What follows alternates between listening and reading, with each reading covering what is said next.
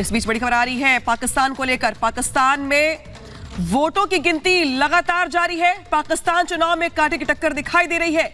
नवाज शरीफ की पार्टी ने जीती है 14 सीटें। इमरान समर्थित 12 निर्दलीय उम्मीदवार जीते हैं। बिलावल की पीपीई पार्टी ने 9 सीटें जीती। तो देखिए किस तरीके से पाकिस्तान में तख्ता पलट को लेकर के जो तस्वीर दिखाई दे रही है वो अपने आप में दिलचस्प हो चली है, क्योंकि सुबह तक अगर बात की जाए तो इमरान खान की पार्टी आगे चल रही थी, लेकिन दोपहर होते होते तस्वीर बदल रही है और अब इमरान समर्थित 12 लोग जीते हैं, जबकि बिलावल की पार्टी ने 9 सीटों पर जीत हासिल की है।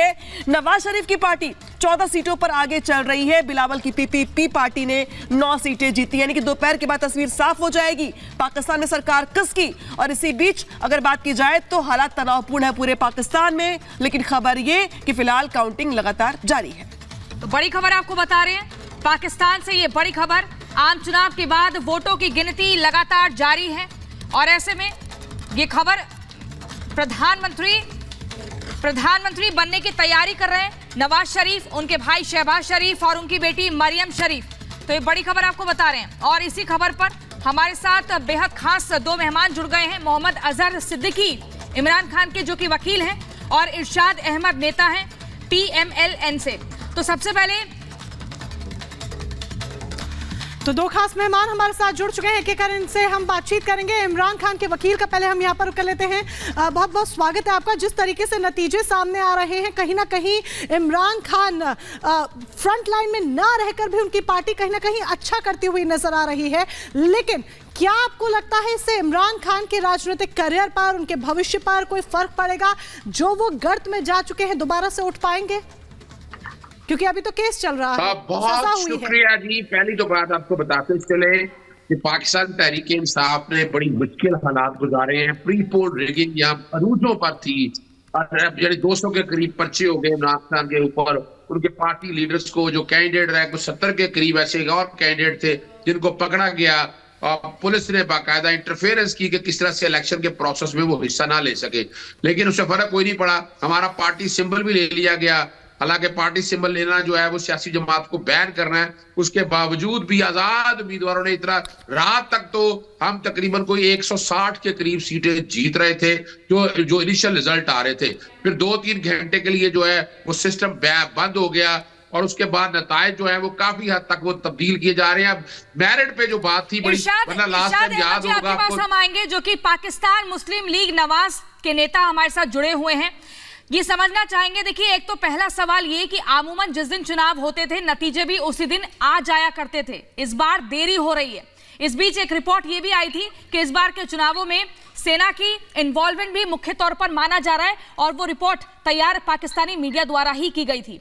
अब खबर ये भी है कि प्रधानमंत्री बनने की तैयारी कर रहे नवाज शरीफ, उनके भाई शहबाज शरीफ और मरियम शरीफ जो बेटी हैं वो भी अपनी सीट से चुनाव जीत गए हैं। तो किस तरह का माहौल? पहले तो मैं ये अर्ज करूंगा कि ना तो हमारी आर्मी इन्वॉल्व है जी। मैं आपके चैनल्स पे देख रहा हूं, आप लोग कह रहे हैं कि सिविल वार होने जा रही है, ऐसा कुछ नहीं हो रहा है।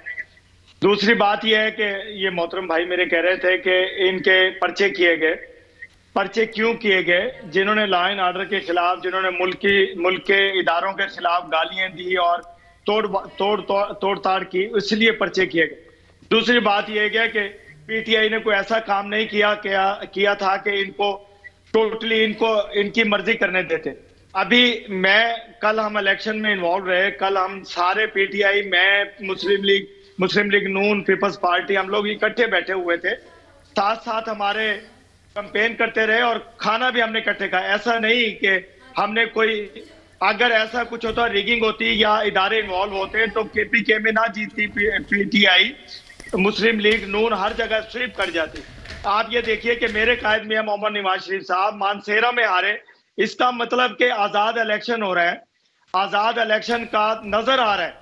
और दूसरी बात यह है कि आजाद इलेक्शन कहाँ हो रहे हैं? जिससे लोग आजाद इलेक्शन तो नजर नहीं आ रहे हैं ना, क्योंकि जो आपके मुख्य चुनाव आयुक्त है वही गायब हो गए, सुबह से नजर नहीं आ रहे। ये भी कहा जा रहा है दरअसल कि वो खतरे में है।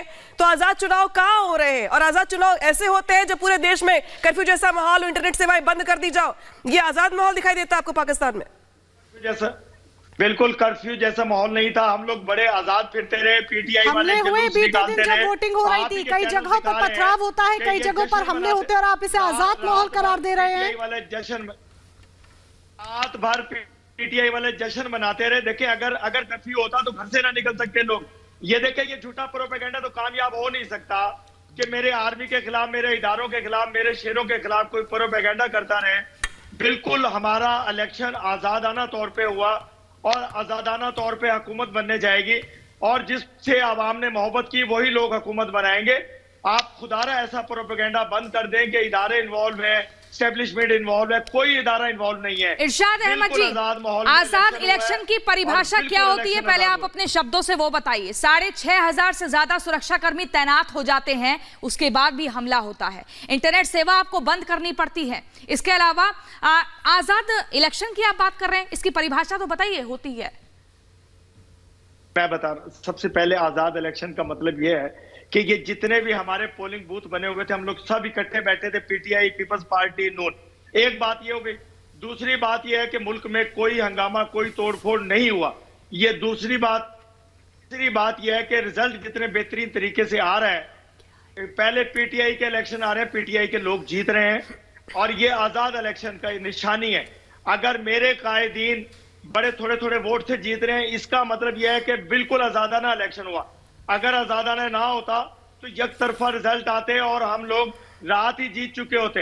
अभी देखिए जब तक गिनती मुकम्मल होगी, ये पहले से बात करने की बात नहीं है। अभी इलेक्शन की गिनती मुकम्मल होने दीजिए, 100% रिजल्ट आने दीजिए, उसके बाद मालूम होगा कि अच्छा, इस बार गिनती में जो इतना डिले हुआ उसके पीछे वजह क्या है? किसी को नहीं, गिनती में जो डिले इतना हो रहा है उसके पीछे वजह? इसके लिए वजह ये देखिए, इसका मैं जवाब दे देता हूँ। देखें अभी तक बहुत सारे मजाक, वकील साहब जवाब देने की इच्छा नहीं। और इसी बीच बड़ी खबर आपको बता दें, पाकिस्तान लाहौर सीट से जीते हैं नवाज शरीफ। करीब 55,000 वोटों से जीते नवाज शरीफ। बड़ी खबर, 55,000 वोटों से नवाज शरीफ जीते हैं, जिनकी पार्टी का नाम है पाकिस्तान मुस्लिम लीग नवाज, और 55,000 वोटों से जीत दर्ज की है।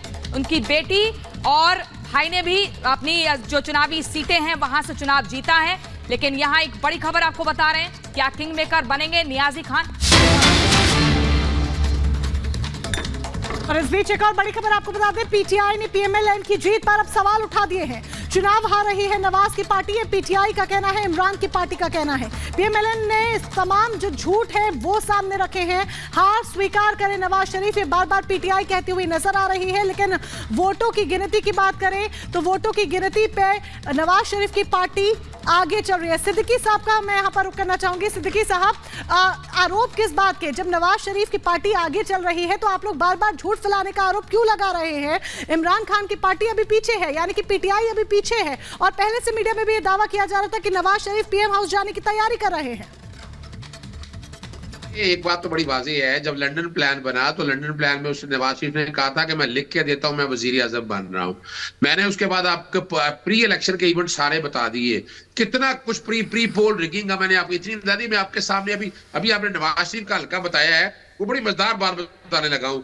उसमें बताया गया कि 2,93,000 कुल वोट है, तो उसमें से जो दुरुस्त वोट है ना वो 2,94,000 है। और कमाल है उसके फॉर्म 47 के अंदर सिर्फ 3 लोग हैं जिनको वोट, बाकी किसी उम्मीदवार को वोट नहीं पड़ा। ये मैंने आज तक हमने नहीं देखा। देखिए जो बात आपको सब कहनी है, जरा बात को समझना है कि रात बड़ा अच्छा नतीजे चल रहा था, उसी रात कल आ जाने चाहिए थे नताज। ये कौन सा कोई तरह मसला था? रात को तकरीबन 2 बजे तक ये सारा काम बिल्कुल ठीक चलता रहा और पाकिस्तान तहरीक इंसाफ तकरीबन 165 के करीब जो आजाद उम्मीदवार उनके थे वो जीत रही थी। उसके बाद 3 घंटे के लिए सारा सिस्टम बैठा दिया गया, बैठ दिया गया और रिजल्ट उसके बाद तब्दील होना शुरू हो गए। ये जो बातें आरटीएस की हमारे दौर के बाद किया करते थे कि हमने आरटीएस, हमने उसको भी कहा था कि आरटीएस हमें हराने के लिए बिठाया गया। इस दफा जो इन्होंने जो मैनेजमेंट सिस्टम बनाया है वो हमें हराने के लिए सारा मैनेज कर रहे हैं। हम बड़ी बात देखिए, बात बड़ी बात है, हमारे पास हमारा पार्टी का निशान नहीं, उसके बावजूद आजाद कैंडिडेट का इतना जीत जाना इस बात का सबूत है कि पाकिस्तान तहरीक इंसाफ की आवाम के अंदर सह मौजूद है। अच्छा, जहां रिगिंग की बात करते हैं, मैं बता देता हूं आपको, कल पोलिंग डालने के लिए हम गए, बाकायदा लाइनें लगी हुई थी, लेकिन पोलिंग का अमला इतना सुस्त रवि से वोट डाला था, 5 बजे बंद कर दिया गया। अभी तो हमारे करोड़ों वोटर जो है उनको वोट डालने नहीं दिए गए। फिर आगे चले जाएं। हालांकि ये तो पता चल जाएगा कि जिस तरह से वोटिंग हुई है, नतीजे किस तरीके से पारदर्शी निकल के सामने आते हैं और सरकार किसकी बनती है, ये अपने आप में सवाल जो बना हुआ, इसका जवाब शाम तक मिल जाएगा। फिलहाल तमाम शुक्रिया तमाम जानकारी के लिए। बढ़ते हैं खबरों में आगे और इसी बीच वक्त है छोटे से ब्रेक का। ब्रेक के बाद दिखाएंगे आपको पाकिस्तान में चुनाव, किसकी बनेगी सरकार, पूरी खबर पूरी जानकारी ब्रेक के बाद। देखते रहिए रिपब्लिक।